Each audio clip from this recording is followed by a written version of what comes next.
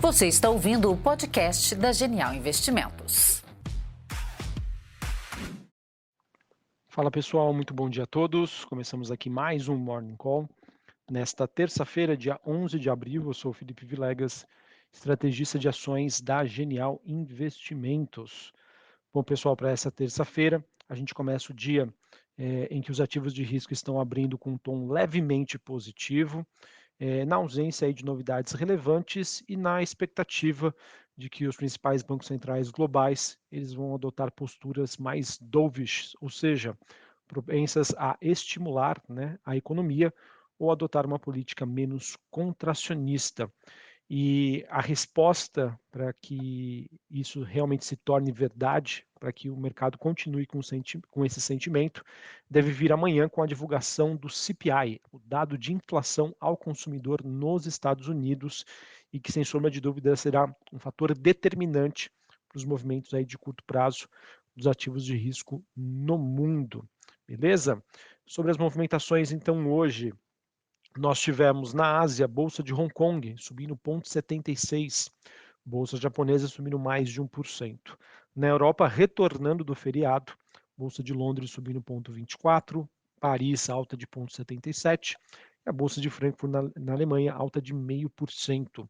Futuros norte-americanos, S&P subindo 0,18, Dow Jones subindo 0,10, Nasdaq subindo 0,22. E o VIX, que é aquele índice do medo, bastante comportado, alta de 0,5%, na faixa dos 19 pontos. Dólar Index DXY praticamente no 0 a 0, uma leve alta, 106,16 pontos. Taxa de juros de 10 anos nos Estados Unidos caindo 0,71 a 3,39. E o grande destaque do dia acaba sendo aí para a movimentação do Bitcoin. Bitcoin subindo mais de 6% hoje, subindo acima dos 30 mil dólares a unidade. Assim, pessoal, o Bitcoin atinge, né, ultrapassa, na verdade, os 30 mil dólares pela primeira vez desde junho do ano passado. Essa recuperação em 2023 já está superior a 80% e acaba ocorrendo aí uma junção de fatores que podem justificar esse movimento. Primeiro deles, expectativa do mercado de condições financeiras mais líquidas, né? Ou seja, políticas monetárias menos contracionistas, e também essa fuga do setor bancário com receios sobre a situação, principalmente dos bancos médios nos Estados Unidos, está fazendo aí com que os investidores busquem essa, entre aspas, proteção, essa alocação em ativos que não têm uma correlação direta, não dependam do sistema financeiro norte-americano. Beleza? Então essas são as principais movimentações globais. Falando um pouquinho mais sobre China, a gente teve nesta madrugada a divulgação dos dados de inflação ao consumidor e ao produtor. E podemos chegar à conclusão de que a China acaba sendo um dos poucos países que não estão apresentando um desafio de controle à inflação, muito pelo contrário. A inflação está, digamos, controlada, veio abaixo das expectativas. Assim, existe um amplo espaço para que, se a China quiser, que ela consiga utilizar de políticas monetárias expansionistas, fiscais, creditícia, com o objetivo de dar suporte à economia por lá nos próximos meses, tá bom? Então, eu vejo que isso acaba sendo bastante significativo e é o que, na minha opinião, também fomenta essa movimentação de alta que a gente vê para as commodities neste momento. Grande destaque hoje para o minério de ferro, na Bolsa de Singapura, alta de 1,70, nos negócios à vista no Porto de Qingdao, alta de 1,63, em Dalian, né, que é uma bolsa de futuros da China, alta de 1,5%. Essa movimentação ela acontece por conta das preocupações de que o maior exportador de minério do mundo, a Austrália, possa ser afetada no curto prazo por um ciclone, afetando assim a oferta do produto, a oferta da commodity. Isso está então fazendo com que o minério de ferro tenha uma alta hoje. Além disso, né, uma expectativa de que a China pode aumentar ainda mais os seus estímulos, está fazendo com que os metais industriais negociados na Bolsa de Londres tenham um movimento de alta. Cobre subindo 0,10, níquel subindo 0,5%. Beleza? Em relação ao petróleo, a gente tem o petróleo na faixa ali dos 80 dólares o barril. Essa movimentação acontece diante, né, do mercado nesse modo mais risk-on, ou seja, buscando por alocações de risco, e essa expectativa também de uma possível maior demanda da China. Tá? Mesmo assim, o petróleo, por enquanto, hoje segue bastante volátil, entre altas e baixas, contrato negociado em Nova York, próximo aí da faixa dos $80 o barril. Ok? Pessoal, falar um pouquinho aí sobre Brasil. Brasil que tem como grande destaque na agenda macroeconômica a divulgação hoje às 9 horas da manhã, horário de Brasília, do IPCA, que é o nosso indicador de inflação oficial calculado pelo IBGE. A expectativa é de que aconteça uma desaceleração na comparação mês contra mês, ou seja, saindo de 0,84 para 0,77, segundo a mediana aí de consenso da Bloomberg, e o que vai influenciar nessa desaceleração vai ser uma perda de fôlego aí da inflação relacionada aos serviços, que normalmente sobem em fevereiro por conta das mensalidades escolares, mas há uma expectativa então de uma desaceleração. Contudo, pessoal, a inflação aqui no Brasil poderia, indicar, ter espaço para maiores quedas, não fosse a pressão ainda da reoneração do PIS/COFINS que aconteceu nos combustíveis no mês passado. Na comparação ano contra ano, o IPCA deve ter desacelerado bruscamente no mês de março, ou seja, março de 23 contra março de 2022.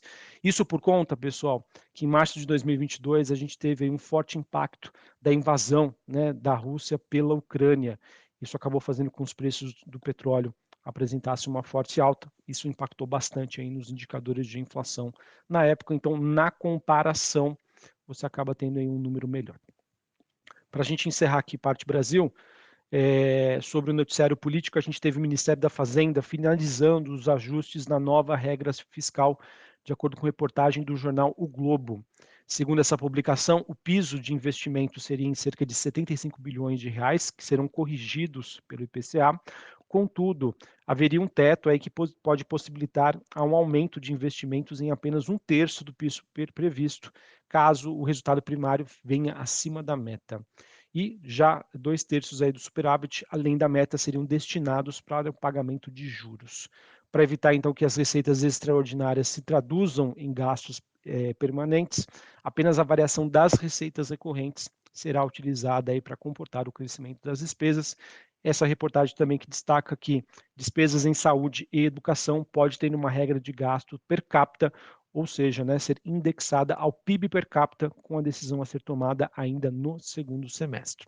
Falei aqui, pessoal, na minha opinião, segue o jogo, segue na mesma, o mercado ainda pagando para ver e não confiando aí que realmente o governo teria condições de cumprir essas metas, porque depende muito de como vai ser as receitas. E se a gente levar em consideração o nível de atividade econômica que nós estamos vivenciando hoje, muito dificilmente o governo vai conseguir atingir esses objetivos. E por fim, falando sobre o noticiário corporativo, a gente teve a Direcional, empresa do setor de construção civil, divulgando sua prévia operacional. As vendas líquidas totais da companhia somaram 803 milhões de reais no primeiro trimestre de 2023. É um crescimento de 29% em relação ao mesmo período de 2022. Já os lançamentos registraram aí um valor geral de vendas de 611 milhões, um volume 2% superior ao primeiro TRI de 2022. Aos poucos, pessoal, a gente vai começar a ver as empresas do setor de construção civil divulgando seus resultados, as prévias operacionais do primeiro TRI deste ano.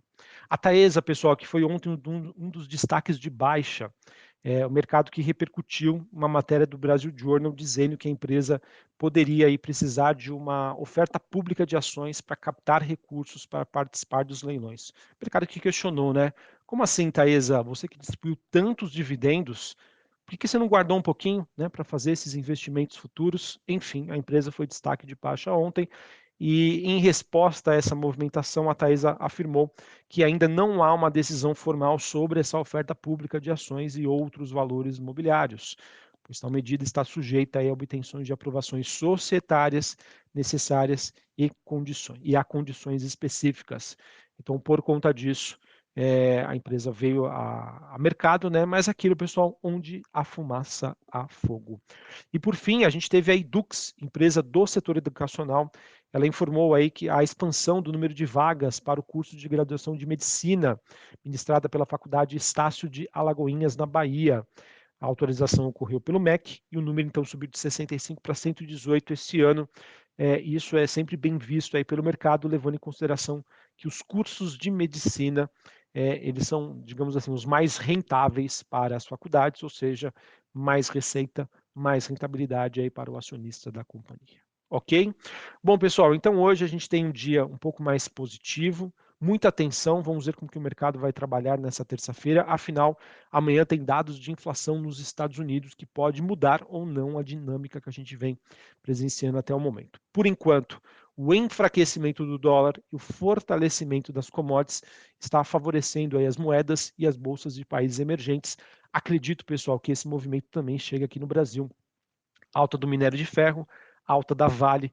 Vale tem uma grande representatividade da bolsa aqui brasileira, né, do Ibovespa, na verdade. Beleza? E no caso, as empresas ligadas ao setor doméstico, no caso, a gente vai continuar ainda com as movimentações repercutindo as falas do governo e vamos ver se os dados de inflação, pessoal, se os dados vierem melhores do que o esperado, é menos necessidade de juros, menos impacto para as ações locais. Um abraço a todos, uma ótima terça-feira para vocês e até mais. Valeu! Você está ouvindo o podcast da Genial Investimentos.